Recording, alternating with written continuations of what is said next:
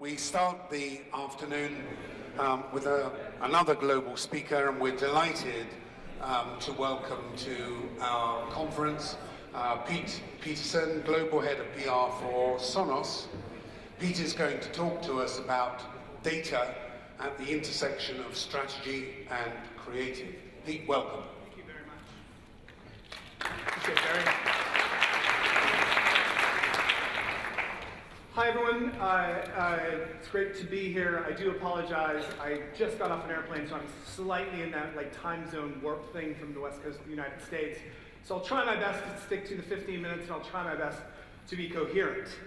If I'm not, please interrupt me. So why are we here today? It sounds like most of the day has been spent talking about measurement of campaigns, which is a terrific topic. This chat is really about measurement as the campaign. Right? We've used data in this campaign in such a way that it drove a lot of conversation, a lot of news, and a lot of interest from those who you're trying to reach. So let me get into it without further delay. This is really the story of bringing Apple Music onto the Sonos platform. And for those of you who are sort of familiar with the way tech innovation cycles work, when we make an announcement, that's when everyone gets all excited. When we actually release the product, general availability we call it in the tech world, it's not much news at all, right? So we have to create something interesting, create something clever. And in this case, the campaign I'm about to show you served that purpose, to give the brand a power moment at the time of launch. So the question that we ask ourselves is, can music out loud in a home change the way we connect, right? And I guess I should stop for a moment and talk a little bit about who Sonos is and what we do. Never miss an opportunity to convert folks to the Sonos universe. Our mission is to fill every home with music. And the way we do that, our promise is to deliver you, hopefully, the ultimate home music experience. Do we have any Sonos owners in the house? Ah, fantastic. That's great. Thank you for your patronage. I can give you a discount code if you like. So for those who are uninitiated, for those unaware, Sonos is a speaker company. We make wireless speakers that you place around your home. They're very elegant in how they're designed. They're designed to last 10 years, at least. They work seamlessly together in the home. You can control it all through your smartphone, your iPhone, or your Android device. And the real magic is that it's a great platform for all of your streaming music services. So if you're a Pandora fan or a Spotify fan or an Apple Music fan, and I should talk more about Apple Music since that's the nature of the campaign here, it integrates all of those streaming services into one handy app, and from that app you can say, great, I want to listen to this song in the living room and this song in the kitchen, or you can turn that music on in the home all at once. It really creates a fabulous listening experience inside the house. And for those of you who are Sonos owners, you'll nod your head and agree when I share with you that being a Sonos employee is a fabulous thing, because people always come up to me and say, you wouldn't believe the impact it's had on my home, right? My relationship with my kids, my relationship with my spouse, it has fundamentally changed the way we interact with each other at home. We hear this almost every day. And there's been plenty of science, plenty of research around this notion of how music impacts sort of the human brain and our state of happiness and our emotion. But this research has always been quite one-dimensional. The research has been exploring sort of the one-to-one relationship between a listener and the music, and not necessarily leaning into the question of what happens when music is played out loud and there's multiple people together, right? Does it change the dynamic between two people? I'll give you the conclusion. The answer is yes, and that's probably not a surprising thing for a speaker company to claim. And fundamentally, that's what we're talking about here, is Sonos claiming that listening to music out loud together makes your life better. Okay, so another thing that we've noticed sort of generally is that as we get older, our lives become inherently more complicated. We're busier, our schedules are compressed, we've got work, we've got kids, we've got the carpool run. All of these things sort of pull us away from a relationship with music that at one point was probably quite strong as you grew up through your formative years and so forth. We call it the adult fade. And this is something that we think really impacts the home, right? It almost amplifies, if you like, this regimented lifestyle at home where it's all about the chores, it's always about all about getting the to-do list taken care of, all about getting the kids to school, and so forth. So the lack of music in a home actually amplifies some of these very negative things that affect all of us. So again, our hypothesis was, well, what happens if we light homes up with music? Can we change that dynamic? Can we take people out of this adult fade mode and create some more of these moments that are so important to well-being, to happiness, and to family connectedness? All right, so how did we do it? Well, first of all, we wanted to validate our hypothesis, right? We wanted to make sure that we weren't just drinking our own Kool-Aid, as they say, and inappropriately having this belief that music had this profound impact. So we started with some quite basic, actually qualitative research, 30,000 households around the world,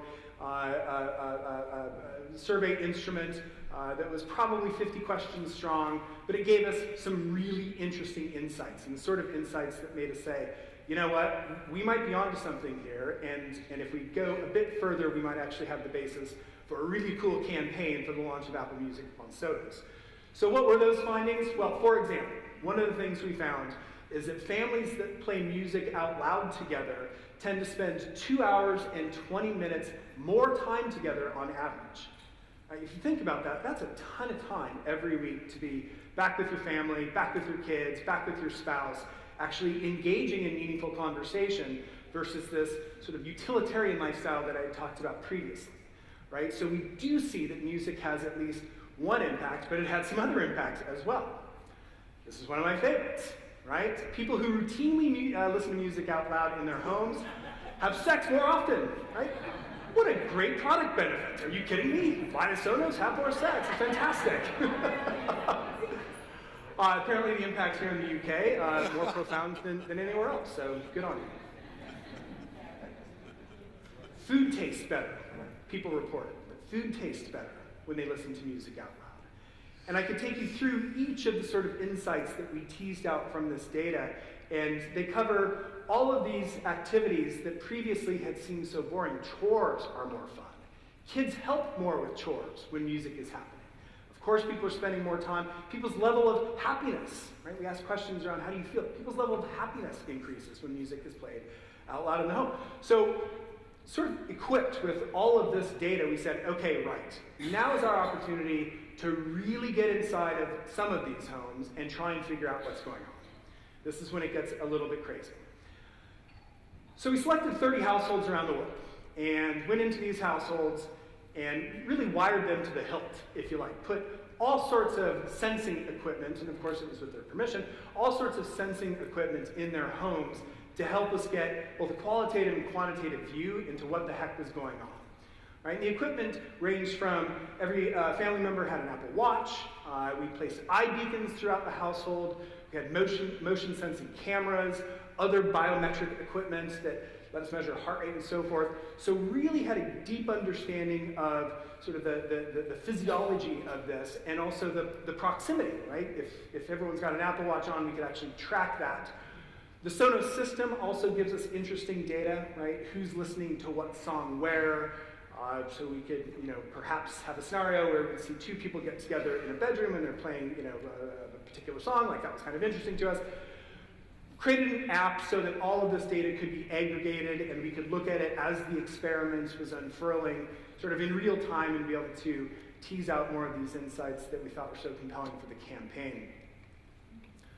The nature of the experiment was a week without music, and then we loaded in a bunch of Sonos equipment, got them set up on Apple Music, and it was a week with music, right? So we were comparing the difference between that first silent week, the silent home, that utilitarian home, and then a week where it was a proper Sonos and Apple Music home. All right, what did we learn? I could go on and on with the stats and the facts and the figures, but the sort of cornerstone piece of the campaign was a mini documentary, for lack of a better term, that really captured what life was like inside of these 30 homes that were so gracious to let us basically live with them for 2 weeks' time. So I'm just going to roll the video and then we'll talk a bit more.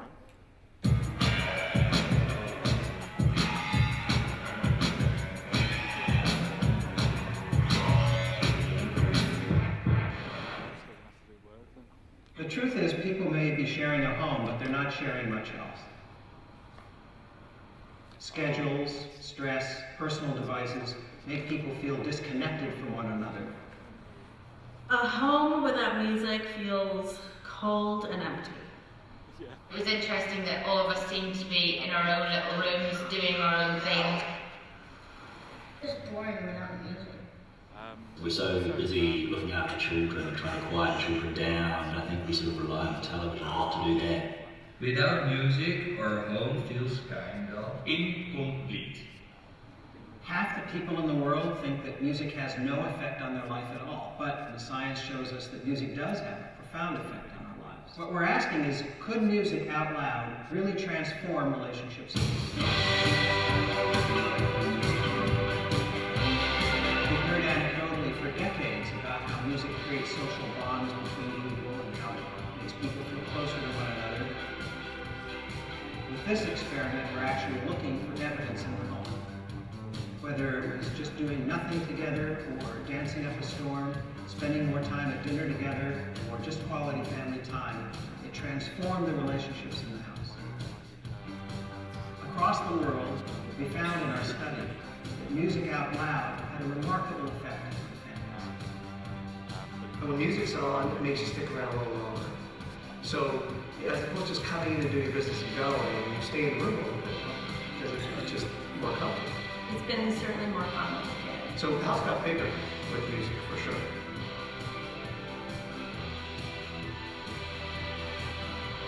I've been at Csuite through the just difference that music makes. It just feels like there's so much more energy and a lot more laughter.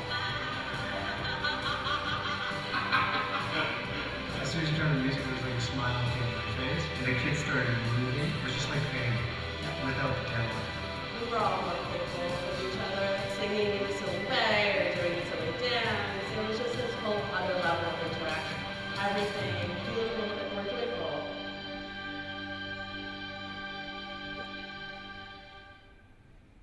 So you get the idea. It used to be in the PR business that you would come up with a story and you'd tell it over and over and over and over again, right? A data-driven campaign is dramatically different in that because of the amount of data we had and because of our ability to slice it and dice it and look at it in interesting ways, we had almost an unlimited supply of stories that we could tell across an almost unlimited number of channels.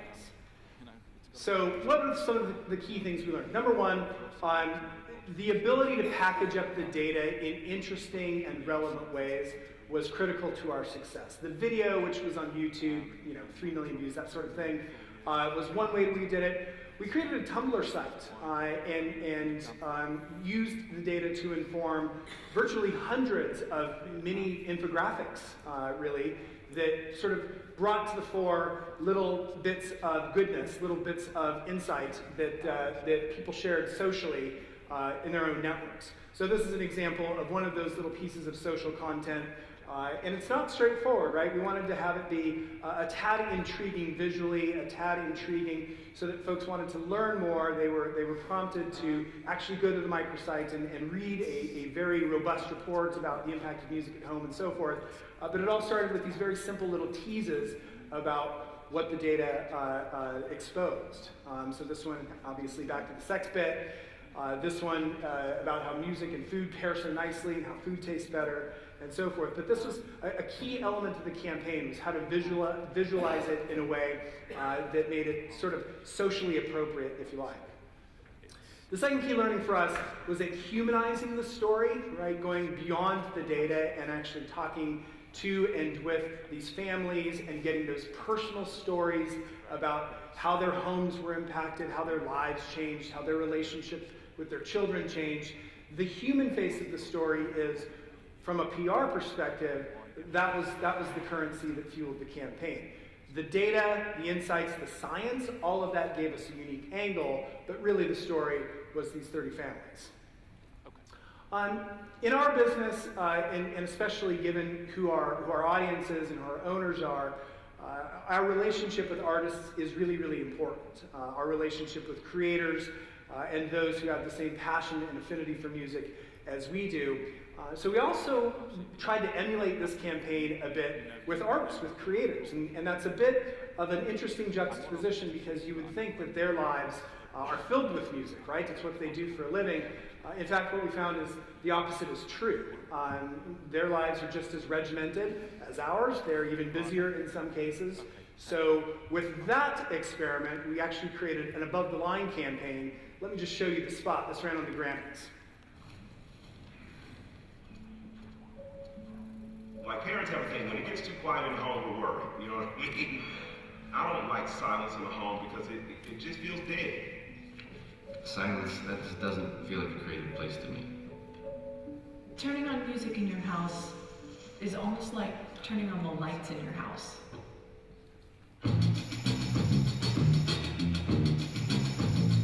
Music makes mundane stuff better.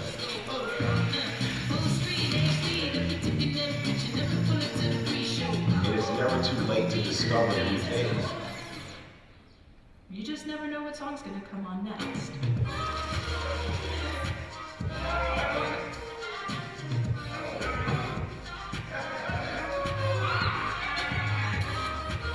Silence is probably the enemy of a happy home.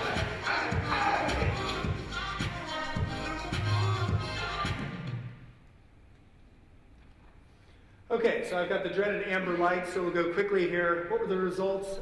Global news cycle, tons of great coverage that really drove the business. At last count, Apple Music registrations were 18 times higher than any previous music service launch we had done on Sonos. So we think we really connected with consumers in a powerful way by introducing this idea that music can change in the most dramatic of ways their home environments. A lot of social conversation, no question. The big spike there is, of course, the launch itself. A ton of engagement socially with the data as people sort of use these visual cues that I showed earlier and dove further and further into the story. It was really sort of self-directed storytelling. And in conclusion, that's really the power of being able to use data as the campaign. We, of course, also measured the efficacy of the campaign.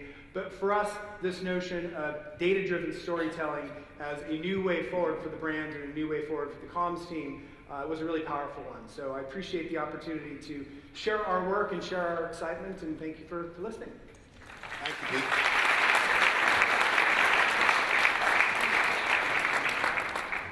Okay, going straight out to Professor Jim, got there first. Jim McNamara, Pete, is from Sydney, and he's also chair of the AMAC Academics Group. It's a great story, and I have no doubt, I think you are onto something. Can I ask you about the methodology, though, for the data that was very central? Essentially, you're using ethnography in the 30 families. Why is that 1 week not a novelty factor? Because ethnography, you would normally have a much longer period, because people tend to get excited about something and then go off it very quickly. So I'm interested in the novelty factor, and also to what extent potentially is there response generation, because people knew that what you were trying to find, how much they played a hammer. Yeah, great questions. The time frame was really driven by that general availability, the launch of Apple Music on Sonos. Had we had more time, we probably would have extended the periods both without music and with music in the home, but we just didn't as a practical matter, so we tightened that up as much as possible. Now, in terms of the methodology itself, we spent a lot of time with Dr. Levinton, who you saw on screen earlier, talking about some of the holes, some of the gaps in the methodology. And, you know, look, it was a marketing-driven sort of campaign, right? So Dr. Levinton's point to us was, you have started something, and that's the way science works, right? You ask a question, you do a bit of research, and then you find out what works, what doesn't, and you go deeper. So what we're contemplating now is, do we share this data openly with the scientific community so that they can go on and do their own things? The other point Dr. Levinton made that made us feel pretty good about the way we approached it was that frequently academic institutions can't get this sort of funding, right, to do an elaborate in-home experiment in 30 places around the world with all of this sensing gear and so forth. So again, there's an opportunity for the brand to actually contribute to science rather than, you know, just marketing, do the pseudoscience bit.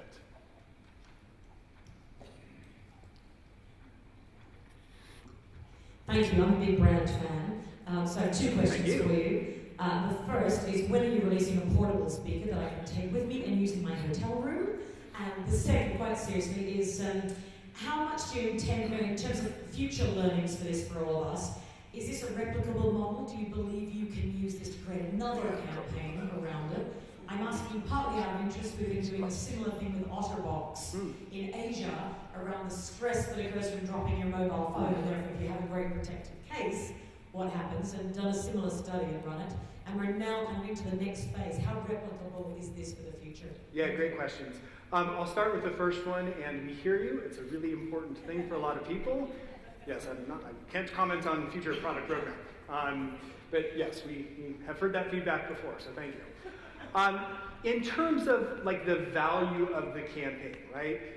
What's great about this particular bit is that it keeps giving to us, right? Like we used a bunch of the data for Father's Day, we used a bunch of the data for Valentine's Day. We had collected, based on the in-home bit, over 3 terabytes worth of data, so we're still sorting through it, trying to figure out what we have and what we don't. We think we'll probably use it in some of our holiday efforts as well. So it's the story that keeps on giving, which is really helping us justify the investment, if nothing else. Do we think it's replicable? Yeah, we do. Would we look for ways to do it more efficiently? Absolutely. 30 households, not a very big sample size. What would be more impressive is if we could measure this effect that we've talked about in hundreds or perhaps even thousands of households. So we're trying to think through, if anyone's got any ideas, please let us know. But trying to think through how to replicate this experiment at a scientifically valid scale. Okay. Next question, please. One at the back. Hi, Carlos Diaz from Global News in Latin America. It's very interesting how you use data for your campaign, but you mentioned you measured the efficacy afterwards. Would you mind telling us a bit more about how you measured it and what data came out of your measurement of the efficacy? Yeah, I mean, the key measurement that we're very, very focused on is that registration number that I talked about, right? Did we drive the business or did we not drive the business? I'm happy to report that it drove not only Apple Music's business, but increased the sales of Sonos speakers as well. So that was the metric that we were most focused on. The communications measurement metrics are pretty commonplace, if I'm being honest. Things like social media engagement, things like media impressions, things like sentimentality of the coverage itself, and so forth. So no real sort of sophistication there. The real sophistication was around driving the business and driving the brand. We've got room for one more question. The gentleman here. Okay. Yeah. Thank you. This seems like it was a major investment. How did you get your C-suite to get behind it? Didn't tell him. That's probably right. Thank God it worked. Thank God it worked. We are very, very lucky to have an incredibly progressive CMO in Joy Howard. And Joy, of any CMO that I've ever worked with, truly understands the power of earned media and the power of social conversation that sort of supports that earned media piece. So when we started thinking about this campaign and Joy realized the opportunity to lead with PR, to lead with earned, and lead with social, she said, yeah, go do what you need to do. Here, take a portion of what we would typically spend on working media dollars and use it to fund the experiment itself, which, you know, was terrific, right? That's real money we're talking about, and it worked. So it sounds like, to me, watch this space, more to come. Pete, thank you for being with us today. Thank you very much. Thank you.